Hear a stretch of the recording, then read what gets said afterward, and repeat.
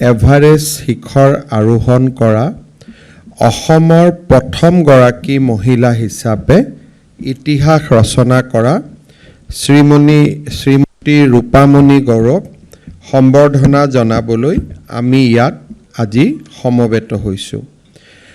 লখিমপুৰ জিলাৰ বগীনদী অঞ্চলৰ নগাঁও পথাৰ গাঁৱৰ কন্যা ৰূপামণি গড়ৰ এই সাফল্য সমগ্ৰ অসমবাসীৰ বাবে এক গৌৰৱৰ বিষয়। 2026 চনৰ 21 মে তাৰিখে ITBPৰ মহিলা এভাৰেষ্ট অভিযানৰ সদস্য হিচাপে ৰূপামণিয়ে সফলতাৰে এভাৰেষ্ট শৃংগ জয় কৰি অসমৰ নাম ইতিহাসত উজ্বলাবলৈ সক্ষম হৈছে। এই টিমটোৰ আমাৰ নেতৃত্ব হিচাপে ITBPৰ সহকাৰী কমাণ্ডেণ্ট ভনিতা টিমুংপি, যি নেকি আমাৰ অসমৰে কন্যা, তেখেতে এই টিমটোৰ লিডাৰশ্বিপ বা নেতৃত্ব লৈছিল। 11 গৰাকী সদস্যৰ ভিতৰত ৰূপামণি গড়ে এভাৰেষ্টৰ শৃংগলৈকে গৈ 2026 চনৰ 21 মে তাৰিখে এটা নতুন ইতিহাস ৰচনা কৰিবলৈ সক্ষম হৈছে।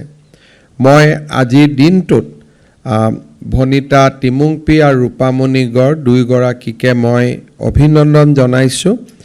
আমি জানি ভাল পাম যে ভনিতা টিমুংপিৰ এই মাউণ্টেইনৰ সৈতে জড়িত প্ৰচেষ্টাৰ বাবে তেখেতক ভাৰতৰ ৰাষ্ট্ৰপতিয়েও প্ৰশংসা পত্ৰ প্ৰদান কৰিছিল আৰু বৰ্তমান ভনিতা টিমুংপিয়ে ৰাষ্ট্ৰসংঘৰ শান্তিৰক্ষা বাহিনীৰ সদস্য হিচাপে আফ্ৰিকা মহাদেশতো সেৱা আগবঢ়াইছিলে।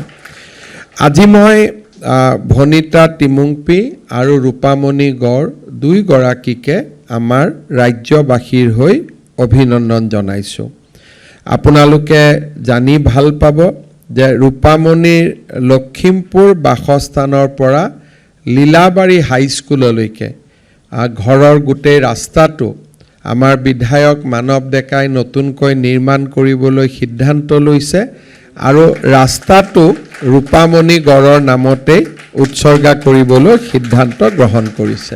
আজি আমি ৰাজ্য চৰকাৰৰ পৰা এটা অকণমান আৰ্থিক সাহায্যৰে ৰূপামণি গড়ক সম্বৰ্ধনা জনাইছোঁ, ভনিতা টিমুংপিক সম্বৰ্ধনা জনাইছোঁ।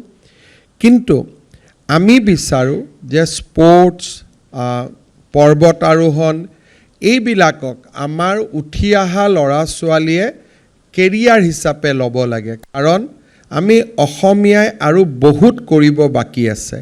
ডেফিনেটলি চৰকাৰেও এনেবোৰ কামত ইনস্পায়াৰ কৰিব লাগে। আমি নিশ্চয় আৰু আগুৱাই যাবৰ কাৰণে সংকল্প ল'ব লাগিব। মই ITBPৰ লগত কথা পাতিম।